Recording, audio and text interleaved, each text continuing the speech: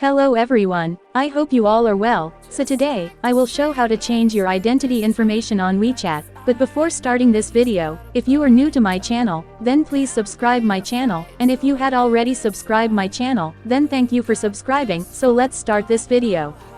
So first of all we have to go on the WeChat app, and then we have to click on Me option. Here you can see the Me option, so I'm clicking on here.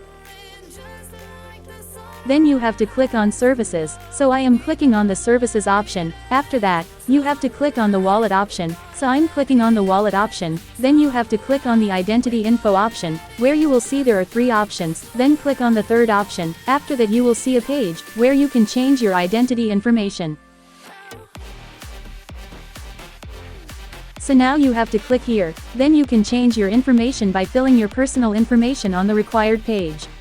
So this was the easy process of changing your personal information on WeChat. If you face any problem, then let me know in the comments section, I will try to help you. So bye bye everyone.